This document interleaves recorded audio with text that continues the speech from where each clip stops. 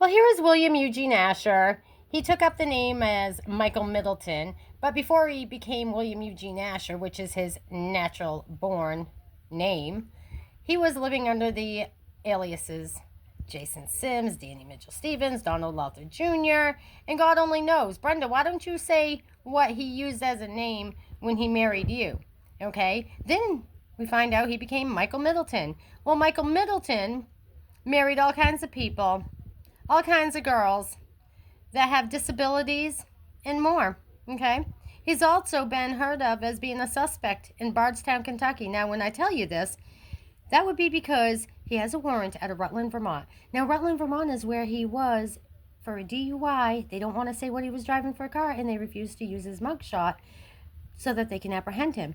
Isn't that strange? Look at all the mugshots that get put out there. Look at all the people that get exploited on social media. But this one right here, William Eugene Asher, a.k.a. Michael Middleton, Cupid of Chaos, wanted in Old Orchard Beach, Maine, Brunswick, Maine, Berwick, Maine, in Dover, Stratford County Superior Court for violation of probation, domestic violence, and all kinds of shit. So why is it that it's not important to find William Eugene Asher, a.k.a. Michael Middleton? Can you tell us that?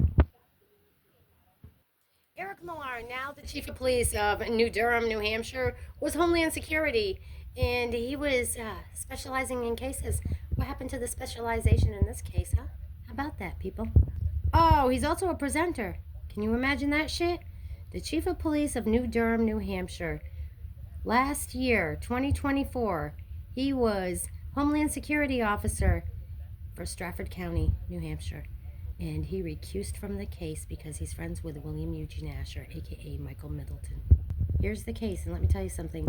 When a police officer generates a case and then they recuse without reason, that's a lawsuit, people.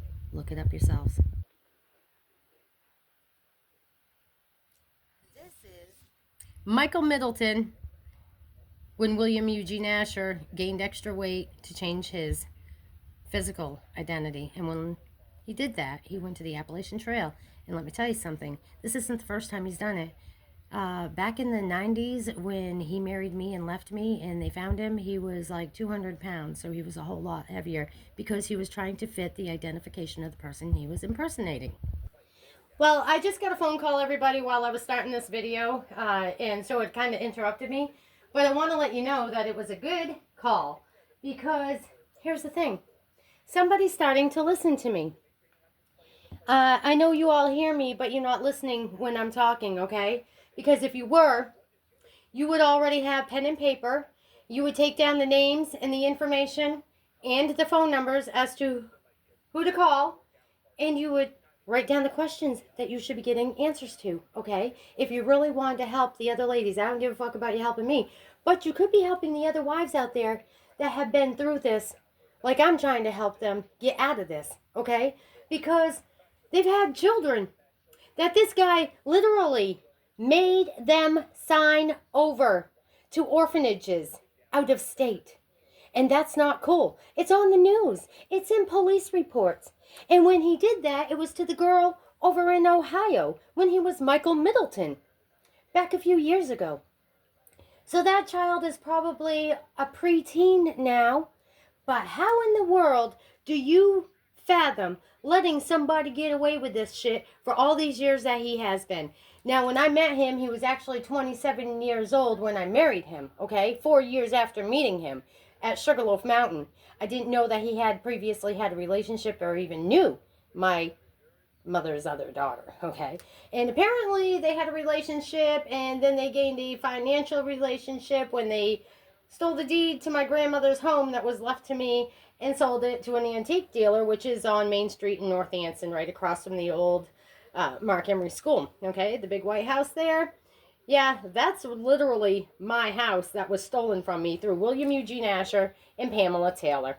Now, Claudia Viles knows it, and so does the whole goddamn town, but he also had something to do with the Caldwells because, well, he knows James Caldwell very well in Portsmouth, New Hampshire, the police officer. I don't know if they pee-pee puff together or what, but I can tell you, William is gay, and so is not Michael Middleton when he's Michael Middleton, okay?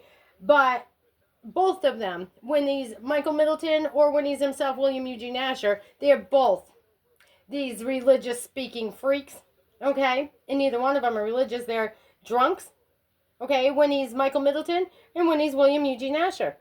He's a drunk, he's abusive, and he's a bigamist. And if you follow the trail of Michael Middleton, age 43, Bangor, Maine, Presque Isle, Maine, and you look up William Eugene Asher, being in the same area, Machias, Presque Isle, Bangor, Brunswick, Berwick, Rochester, Rollingsford, Dover, Old Orchard Beach, Kentucky, West Virginia, you're going to find the similarities, people. If you were any kind of detective mind-wise, anyways, okay, you would already know. This shit's adding up real fucking quick. Call Bangor Daily News and ask them what they had in the newspaper about Kimberly Knights and her imposter husband under the name of Donald Luther Jr., and he ended up being William Eugene Asher. He spent time in Woodstock, Vermont Correctional Facility, and so therefore he gained popularity there and became friends with guards, right? Why is it that Sheriff David Fox in Rutland, Vermont, Rutland County, is very well aware that Rutland City has a warrant for William Eugene Asher that gives the date of birth to be his actual and factual, leading back to, it's a DUI, people.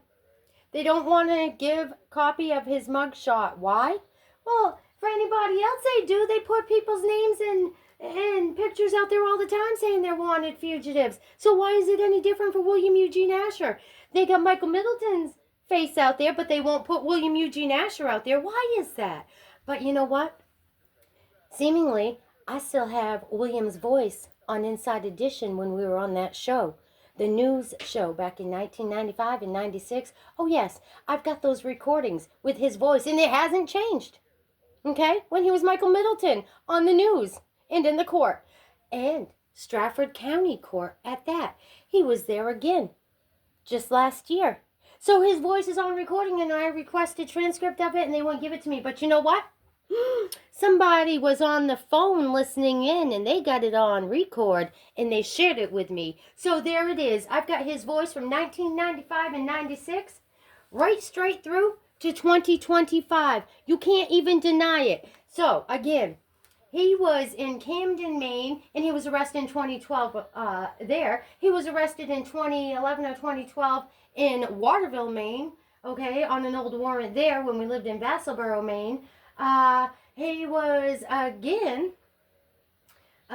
he was wanted for bigamy. And so, again, David Fox, Sheriff David Fox, and probation parole out of Brattleboro. Huh? How about that, Mr. Daigle? Nick Daigle, why don't you tell everybody why you don't want to apprehend William Eugene Asher? Huh? What was he driving for a car? Where's his mugshot? And why is it that it's all hidden information? Because, lo and behold, if it was me, okay, my husband put my face all over publication, and I wasn't even wanted for anything at the time. How about that? You guys came up with a Mary Poppins warrant, though, when he found out I was camping in the National Forest, where he knows I am, because it was anniversary time of him leaving me homeless when I was pregnant with our daughter, my second child. He left me homeless, and I went and had to stay in the National Forest during October 31st. And so every year for 30 years, I've been at the National Forest. And lo and behold, somebody was stalking and harassing me. My car ended up with an air tag on it. Not one vehicle, but a second vehicle, being my Lincoln Navigator. And lo and behold, the law enforcement for Bethlehem, Carroll, and can you tell me why Border Patrol had just run me and said that they had nothing for me? There was nothing in the system from Maine, New Hampshire, Vermont, or anywhere in the vicinity that would warrant me to have a misdemeanor warrant out of Carroll, New Hampshire. But you know what? They said it was 5 years old. I got arrested. I got taken away, and then they wanted me to walk 6.5 miles back with no cell phone service, and it would have been dark by the time I got halfway there. But guess what? The Lord was looking out for me again, because I didn't have to walk that fucking happy trail. So no, that setup went bad, right? You didn't get what you wanted. I didn't get picked up in the middle of nowhere like Maura Murray, okay? Were you involved in that too, William Eugene Asher? Were you part of the Connecticut River murders, William Eugene Asher, it seems awfully strange that you're being hidden by all these police, politicians, and attorneys, right? So I'm just letting you know, people, that myself, Cassandra, Alicia, Ashley, the only one that doesn't want to speak up and out is Brenda. Imagine that shit. But the rest of us, we're coming for justice. So I just want to let you know that you can contact WABI TV, contact WMUR, contact WMTW, contact the Dominion Republic newspaper, okay, Dominion Post down in West Virginia, Morgantown, okay. Contact the state's attorney there. Contact the state police and ask them about the old case where Trooper John Analock, and the name that he used then was Jason Sims and Danny Mitchell Stevens. He was living at 1105 Dorsey Lane in Morgantown with Linda Thurman. He left her over Memorial Weekend and came back to me, and I had no idea about all this. I thought he was just out working, and he was out traveling the fucking country, embezzling money from other women, marrying them and duping them, just like he did these girls in 2006, 2013, 2016, and again in 2019.